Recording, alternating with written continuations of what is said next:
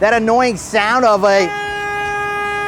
Stay tuned. All right, guys, so now we're on the passenger side of this Freightliner Cascadia. Right here in this area, that's where the city horn is located on this 2019 Freightliner Cascadia. As you can see, there's one plug, and then on the back side, it's just a bolt. All right, it's a hex head. You're gonna need a 13 millimeter and a small little ratchet. Once you loosen it up, you can pull it off by finger and yank the bad boy out. All right, and that's the location for the horn, the city horn, if you need to replace it. All right, that's pretty easy. Easy peasy lemon squeezy.